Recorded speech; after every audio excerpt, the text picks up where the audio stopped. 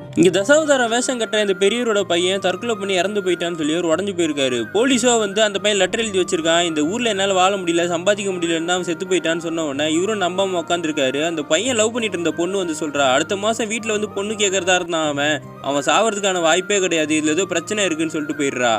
அவர் பையன் ஃபோன் மட்டும் காணாம போயிருக்கோம். காட்டுக்குள்ளே போய் ஒரு தேடி அந்த ஃபோனை கண்டுபிடிச்சிடுறாரு. அந்த பொண்ணு இவரும் உட்காந்து அதில் இருக்க வாய்ஸ் எல்லாம் கேட்குறாங்க. அந்த பையன் வேலை செய்கிற மைனிங் கம்பெனி ஆளுங்களும் அந்த அரசியல்வாதியும் அங்கே இருக்கிற ஃபாரஸ்ட் ரேஞ்சர் சேர்ந்தா அந்த பையனை கொண்டு வந்திருப்பாங்க. இவரும் அந்த ஃபோன் எடுத்துகிட்டு போய் அடுத்த நாள் போலீஸ் கிட்ட கொடுத்தா போலீஸும் அதை வாக்குமூலமாக வாங்கி வச்சுக்கிட்டு அடுத்த நாளே போய் அவங்கள அரெஸ்ட் பண்ணுவாங்கன்னு பார்த்தா இந்த பொண்ணை போய் அரெஸ்ட் பண்ணிடுறாங்க. கடைசியாக இந்த பொண்ணுக்கு தான் மெசேஜ் அனுப்பிச்சிருக்கான்னு சொல்லி அவளையும் இழுத்துட்டு போயிடுறாங்க. எங்களுக்கே கொடசல் கொடுக்குறேன்னு சொல்லி இந்த மைனிங் கம்பெனிக்காரன், இந்த ஃபாரஸ்ட் ரேஞ்சர், அரசியல்வாதி எல்லாரும் சேர்ந்து அவங்க குலசாமி கோயிலில் இந்த பெரியவரை அடிச்சு போடுறாங்க.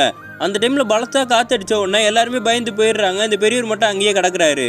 கொடசல் குடிச்ச அந்த பையனையும் கொண்டாச்சு, இந்த பெரியவரும் அடிச்சு போட்டாச்சு, அவனும் செத்து போயிடுவான்னு சொல்லி எல்லாரும் சேர்ந்து சரக்கு அடிச்சுக்கிட்டு இருக்கானுங்க. நைட்டு ஃபாரஸ்ட்குள்ளே போய் வேட்டையெல்லாம் போகும்போது அந்த ஃபாரஸ்ட் ரேஞ்சரை மட்டும் இந்த பெரியவர் என்ன பண்ணுறாருன்னா வராகி வேஷம் கட்டி தலைகீழ தொங்க விட்டு கொண்டுடுறாரு. சாமி சிலையை தொட்டதுனால தான் இந்த மாதிரி நடக்குதுன்னு சொல்லி அரசியல்வாதியும் பயந்து போய் அந்த மைனிங் கம்பெனிக்காரனுக்கு ஃபோன் பண்ணுறான். அந்த டைமில் இந்த பெரியவரோ அடிப்பட்ட நிலமையில இந்த அரசியல்வாதி வீட்டு வாசலே உட்காந்துருக்காரு.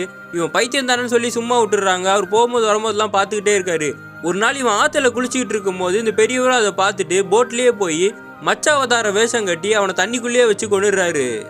ஜெயிலில் இருந்த பொண்ணை வெளியே இந்த பெரியவரை பார்க்குறா. உன்னை எப்படிமா வெளியே விட்டாங்கன்னு கேட்டால் அந்த மைனிங் கம்பெனி ஓனரோட பையன் பேசினான், நான் பார்க்க ரொம்ப அழகாக இருக்கேன், நீ நேற்று என் கூட தனியாக இருந்தனா உன்னை ரிலீஸ் பண்ணி விட்டுறேன்னு சொன்னான்னு உடனே அவனை நான் பார்த்துக்கிறேன்னு சொல்லிட்டு இவரும் போகிறாரு. அந்த பையன் காட்டுக்குள்ளே தனியாக காரில் போயிட்டு இருக்கும்போது இந்த பெரியவரும் மோகினி ரூபத்தை வேஷம் கட்டி நடந்து போகிறாரு. இவனும் பொண்ணு நினச்சி ஃபாலோ பண்ணி போகும்போது அவனை கடத்தி வச்சிடறாரு. அடுத்த நாளே இந்த மைனிங் கம்பெனிக்காரனுக்கு ஒரு லெட்டர் போட்டிருக்காரு, நீ மைனிங் கம்பெனி மட்டும் மூடலன்னா உன் பையனை பணமாக தான் பார்ப்பேன்னு சொல்லி.